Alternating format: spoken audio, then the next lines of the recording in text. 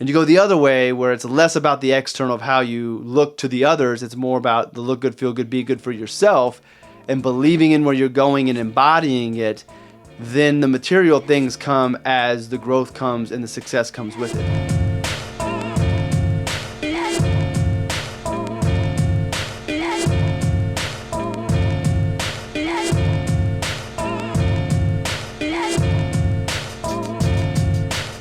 Hey there, welcome to another episode of The Pursuit. Hope you had a great week. I was wondering if you've ever been told before to act as if. Act as if you are somebody that you're not, in a positive way.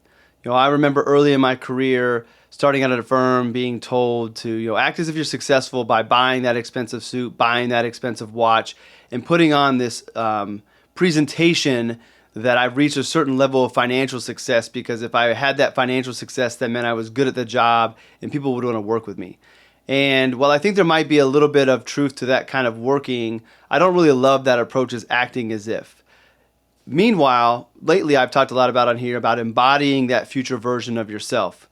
What does it feel like to be the successful person you want to be? What does it feel like to be the business owner, or to have the physical change in your body to weight loss? What does it feel to be like that? What are the activities can you embody that future version of yourself? And when I think about telling you to embody that future version of yourself, and then I think about earlier on in my career being told to act as if I was already successful, I think it's a fine line between the two.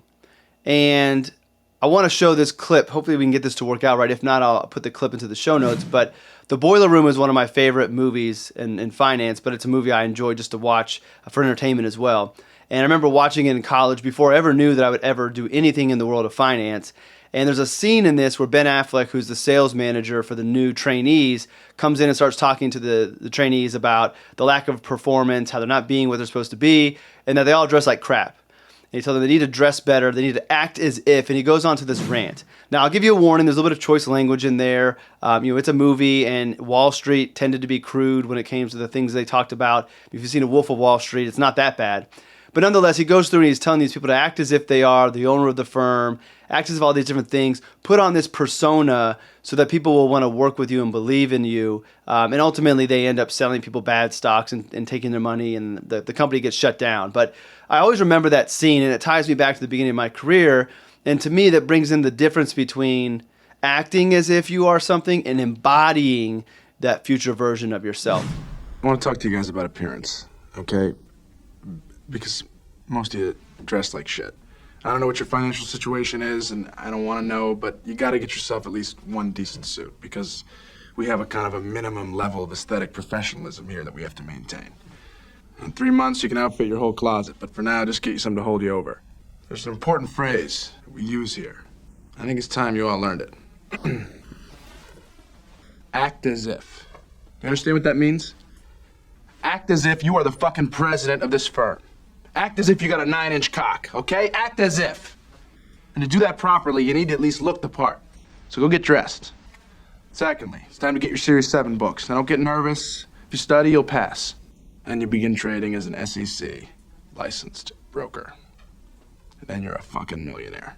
And it's just that simple. And I think it all comes down, the way I think about it and the way people are encouraged to do it, is, to me, acting as if, that phrase, that direction, is more of a material way of expressing who you want to become. It's buying the car, it's building the bigger house, it's buying expensive clothes, it's trying to put on this front, or put on this facade that you are something that you're not, in hopes that people will believe that you are that person, which will ultimately, hopefully, lead to your success, or could lead you down this life of living a life that's not real. But I feel as act as if is more along the lines of a material way to express it, which I think is a slippery slope, and I'll get to that why in a moment. On the other end, when I talk about embodying, I think embodying is more of an internal. It's more of a philosophical, it's more of an emotional, it's more of a spiritual way of trying to accomplish the same thing. It's less about showing and more about how you feel being that future version of yourself. And I think there is some crossover. I think when you put on that expensive suit, it might make you feel like you are that future version, and it could lead to that. But again, I think it's a little dangerous because there's a lot of extra expenses that come into that. And a lot of times, just in general, but often when we put on this external front to pretend to be somebody that we're not, it's designed to hide the insecurities that we have. And if you believe in the law of attraction, what makes the law of attraction work is that our heart and that our soul and that we internally believe we are that future version of ourselves. It doesn't matter what the outside looks like. The inside believes that. And if the inside believes it, then our subconscious doesn't know any different. And that's what ultimately ends up pulling us towards that future version of ourself. So when you are embodying, you're thinking about, okay, let's take the Pursuit podcast channel, for example. I had an internal shift in perspective over the last week. I made this graphic that I shared that put Pursuit podcast number 3 in the health and wellness, right under Dr. Huberman, Jay Shetty, and then it was Pursuit I put up there. It looked real, but I look at it every day because I believe that this podcast is going to be on the top 10 of health and wellness before I'm done doing this. So I want to see it, I want to believe it, but then I took it to the next level. Well, now that the podcast is in the top 10, how am I moving as a podcast host? How am I preparing for my shows? How are we editing the videos? How am I distributing the content? How am I trying to drive traffic to the upcoming episode? And if you go back over the last couple of weeks, I think you can notice a change in the way that I've been talking about the shows. I've been marketing the shows. I've been trying to embody what it would be like to be a podcast host with a top 10 podcast on Apple Podcasts and move in that direction. It's not me putting on expensive suits to pretend to be it. It's I'm moving and operating in this way, and then that's directing the way that the content is being distributed. And that's just one example. So I'm not running around saying I have a top 10 and kind of putting on this facade that this is where I'm already there. But in my mind and in my heart, that's where I'm living. I'm operating as that host in the future and doing all of those things, which will ultimately make the show end up on that list, which would be really cool to come back to this episode when I celebrate that and say, hey, remember when I talked about that back in October of 2022? Like, here it is. It happened. It's real. This was a real life example of how this law of attraction and manifestation and putting things out there and going in and doing the work leads you to where you want to go. But going back to that slippery slope, acting as if I can have that image and I can float that around and I could say that I have a top 10 and try to pretend, but if I don't believe it inside, it's never going to happen. So when you're thinking of this process of your pursuit and this future version of yourself that you want to become, tilt more towards the side of embodying. How do you feel in that future self? What are you doing in that future self? What are your activities? How are you waking up? What are you doing when you wake up? What are you doing through the day? When are you going to sleep? And start doing those things now. And when you set out each day, take a moment, close your eyes, and feel like you are that person. You don't need to tell anybody. It's just you need to feel that. You need to know what it feels like to be that. It's going to feel different. When you are that different version of yourself, you are going to feel different, hopefully for the better. But put those feelings and emotions out there and that belief, and that begins to put that energy and that frequency out there, and all these magical things start happening as you go in and put the work. And don't forget to put in the work. Act as if is more material. It's pretending to do things, but it's going through the motions. Oftentimes you're not doing the activities that you need to be doing to go there. You're just hoping that by presenting this version of yourself materially and on the physical side of things, that it's going to lead you there. And no doubt there are some people who luck into it and it does work. I do think there is some truth. Again, the crossover between the two. I love the saying, look good, feel good, be good. I like that saying a lot. It motivates me. And the cool thing about that is the look good part is not look good for others. It's look good for yourself. Whatever makes you feel like you look good. For me, it is having a nice tight haircut. It's dressing the way that I do, trying to be trendy, trying to express myself through what it is I wear. Like that makes me feel like I look good. That in turn makes me feel good. And if I feel good, I can go be good. So you could go out and have the nice expensive suit or whatever it is, the material thing that you want that makes you look good to yourself, that ultimately makes you feel good, that ultimately lets you help you be good. But again, I think the look good, feel good, be good only works is if internally you believe in where it is that you're going. It can't be look good, pretend to feel good, and then expect to be good.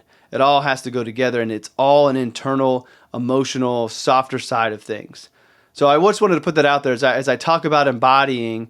I couldn't help but think about this week again, the act as if versus embodying. To quick summarize it, the way I think about it, and I don't say that I'm right. There's a lot of podcast hosts and people who speak that the way they talk has to be the truth. This is not the truth. This is my truth. This is what I think. It will resonate with some of you and it will help you move forward. And for others, it may not resonate with you, but maybe it'll make you think about it in your own way, and you can turn these terms into what it means for you to go in the right direction. But to me, in summary, acting as if it's materialistic, it's pretending to be something that you're not in hopes that it will lead you in that direction. Sometimes it can work, sometimes it won't. The reason I believe that it doesn't work most of the time for most people is that the internal does not match the external. And in moving where you want to go, it is the internal that is more important. When you believe it, you will see it, versus you can't see it and then believe it. And I know that's a play on the words, but I think it makes a big difference. And while I want to stay here one more time, the thought that I wanted to make sure I hit on is, in addition to it all, the act as if can be problematic too, is that if you're not at this level of success that you're trying to put out there, assuming success is what we're looking at, financial success, this could go for anything, but this is the example for the episode. If you're not truly at that level of financial success and you're spending all of this money to pretend that you are in hopes that the money catches up with you, it's a slippery slope. And if we're looking at October of 2022, in a recession, whether or not the government wants to admit it because of employment numbers, going into a recession or in a recession, spending to pretend to be something that you're not in hopes that the money is going to follow is very dangerous and can put you in a bad situation. A lot of successful people are not as successful as you look if you're ever to get into look at their books and see where their spending goes. There's a lot of people that look rich that have a lot of debt on the background. It's expensive to pretend to be something that you're not. So in addition to, I don't think act as if is going to lead you most of the time to where you want to be because the internal doesn't match the external. It can also get you into some financial struggle, which will only work against the internal drive to believe in where you're going. You know, if you already have insecurities and you're trying to pretend to be something and hoping that you become it and you don't believe it, and then you add the stress of this mounting pile of debt to try to be this person that you're not so that business comes, it can compound and be a snowball effect on you. And you go the other way where it's less about the external of how you look to the others. It's more about the look good, feel good, be good for yourself and believing in where you're going and embodying it. Then the material things come as the growth comes and the success comes with it. And again, it doesn't mean that you can't embody and not buy the nice thing. It just means you shouldn't buy the nice thing to pretend to be what you want to be and hoping that it gets there.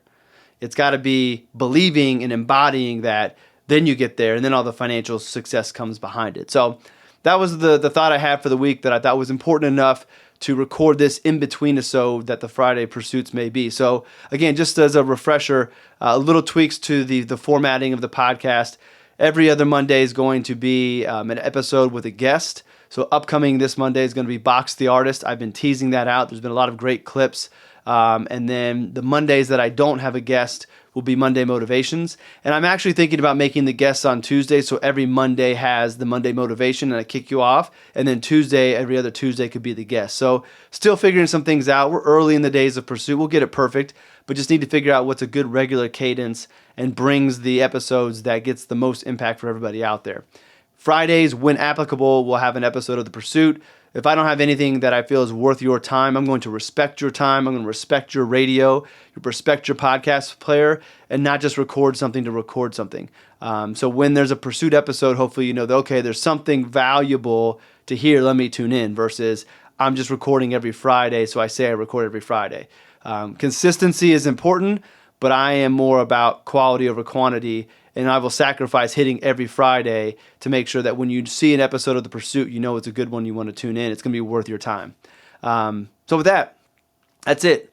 All right, I talked about it this week. I was going to be better about asking for reviews and likes and shares. One of the things I realized is that for a podcast to grow, the algorithms like reviews and shares and likes and all those great things. And while I believe that this podcast will find the ears it needs to find, I also have visions of having big names on the podcast to draw in more people, and then following the big celebrity podcast up with a podcast with a normal everyday person who has followed their passion and received and has achieved success. The reason being, having the celebrities on is really cool, and from a personal standpoint, I want to have those conversations with the Kendrick Lamars of the world. But the reality of it is, hearing Kendrick Lamar or Tyler the Creator, or take your favorite celebrity who's followed their passion to create the life they want, hearing their story is probably going to motivate few people to actually change their life. But when you hear Box, or you hear Dwayne Gordon, or you hear Ryan Russell coming up in a few weeks, those stories are going to move people to make a change and follow their passion, because they are successful people in their own right, but they're not so far removed from you and I that we feel like we can't do what they've done. So when you hear their stories, when you hear Austin Keen's story, even though he's a world champion skimboarder, you hear his story of building docks in Savannah, Georgia, or working at a restaurant, or doing anything he could to create this life to be able to focus on skimboarding, which took him to his success. That's not too far away from what you or I could do. Starting PG Lang as Kendrick Lamar to further express himself as a creator. Well, of course he can start PG Lang. It's Kendrick Lamar. He's got all the money. He's got the connections.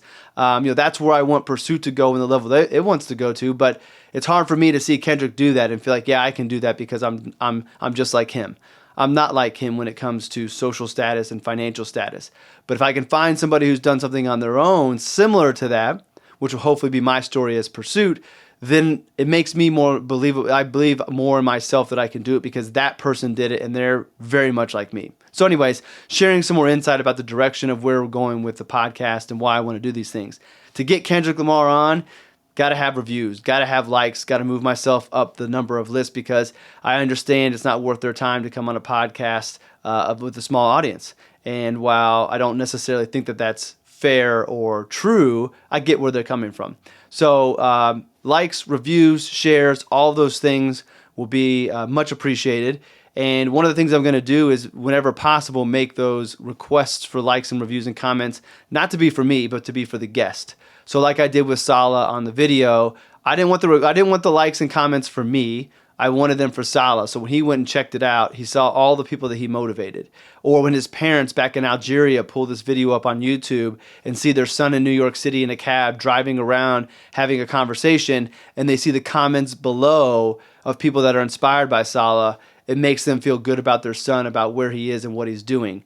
So that's how I plan to organically grow the comments and the reviews and the likes, is to make it not about me and the show, to make it about the guests. Let the guests know what their message meant to you, or give them words of encouragement about what they're doing, so that they grow from the episode appearance, not just the show. And I think at the end of the day, that'll be good for everybody. You're learning something, the guest is getting confirmation that they're making an impact, and by default, the podcast grows in reach, which allows us to bring in those bigger guests, which allows us to grow the audience, share the message, and then bring on the average everyday person who does great things following their passion, so more people will follow them as well. It's all in my mind. I'm already on the top 10 in the future. It's going to happen. I thank you for being a part of it. And as always, I want to make sure you know that I appreciate you joining me on my pursuit. It's an honor to be a part of yours. And let's keep pursuing.